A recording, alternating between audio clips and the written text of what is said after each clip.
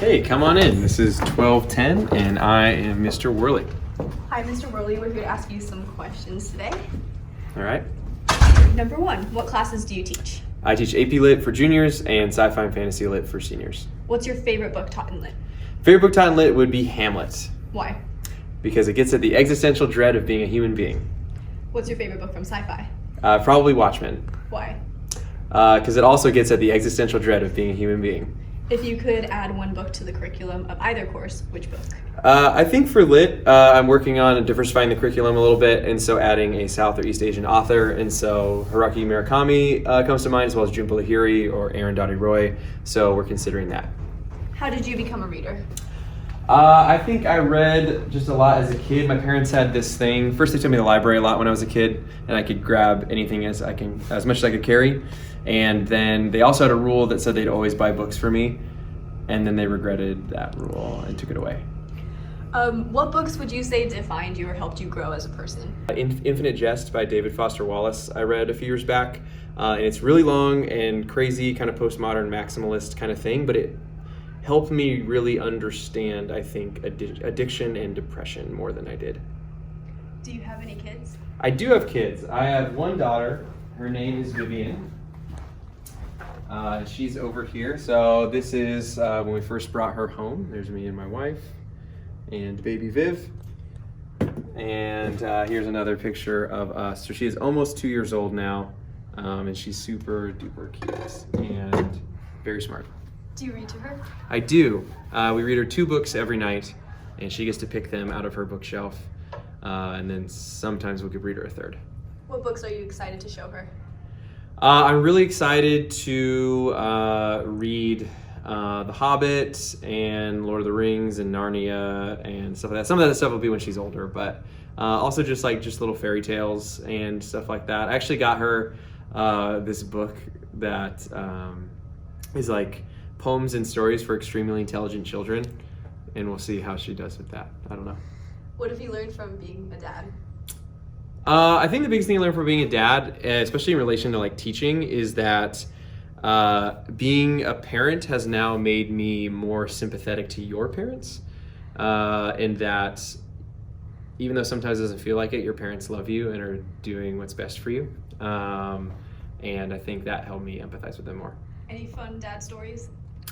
I think fun dad stories would be some of the times when like dad reflexes are a thing that I didn't think I had, but Viv has fallen off a few different things. Particularly one time she went backwards off a hammock that I was in, and I caught her by her ankle, and her head was like this far off the ground, so I felt pretty good. And on the topic of fun stories, which staff member do you share the most fun stories with? Probably Mr. Bowen, because we have the most history. How long have you guys known each other?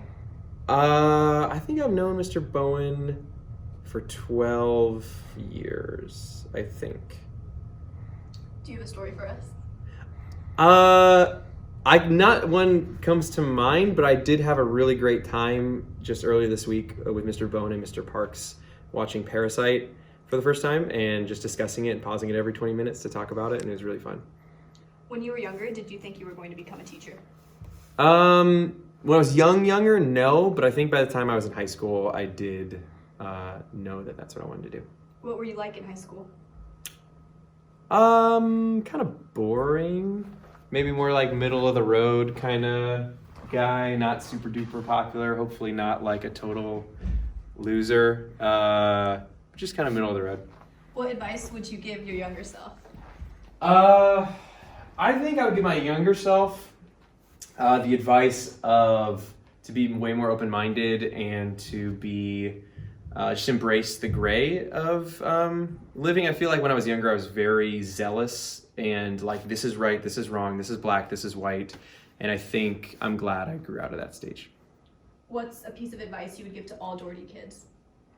A piece of advice I give to all Doherty kids would be to, it sounds cheesy, but like follow your heart in a way. I find that having taught seniors for 5 years now, and especially going through the college application process and acceptance and rejection process and eventually graduation, it seems like Doherty kind of produces this culture, this mentality that life is linear and that each choice builds upon the next choice, and that you're kind of set in those choices, and if something doesn't happen that you want it to happen, or if you don't get into that school, you're not going to get that job and you're not going to be successful, and everything is like a domino effect.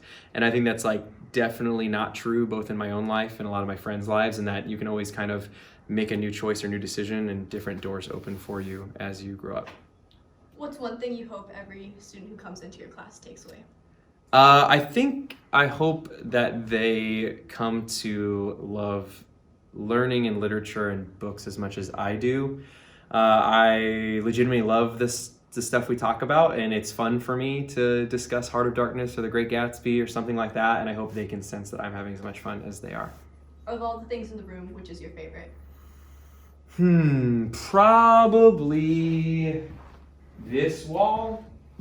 So this is a lot of like art that students have made over the years, a lot of it inspired by stuff that we've read. And so that's really cool just to see that, or if they do a project for me and I ask to keep it and we can put it on there. And then additionally, we have like various quote walls that establish kind of our classroom culture. And then like an actual tangible thing is this podium a student made for me for his Boy Scout Eagle project, which, I mean, I'm an Eagle Scout myself, so that was kind of cool. But this is a Lord of the Rings inspired podium with the white tree of Gondor, so it spoke to my nerd heart. And I see a Spider-Man drawing on the wall. Do you have a favorite superhero? I do. I've always been partial to Superman. I think when I was little, it was because he was like the best one.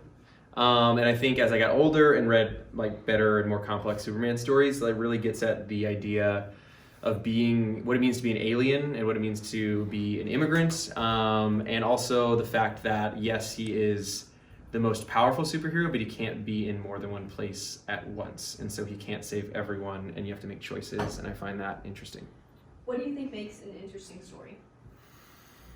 An interesting story, I would say a story that, at least for me, a story that has ambiguity in it, where the answer is not clear-cut, and it just provokes or invites discussion and multiple interpretations is the most fun for me. What was the last movie you watched? Parasite. How was it? It's great. What's the best movie you've ever watched? Favorite is the Lord of the Rings movies, and they are all one movie, and they're great. And the Hobbit movies are bad. What's the worst movie you've ever watched? The Hobbit. All right. And our last question: why should people, especially students here at Doherty, read? I think reading, particularly reading fiction, increases your empathy. And there's been like studies on that, I guess. But even without the studies, I do think that one of the most valuable parts of reading is to step inside someone's experience that is not your own. And I think our world can use a little bit more of that. All right, thank you so much. You're welcome.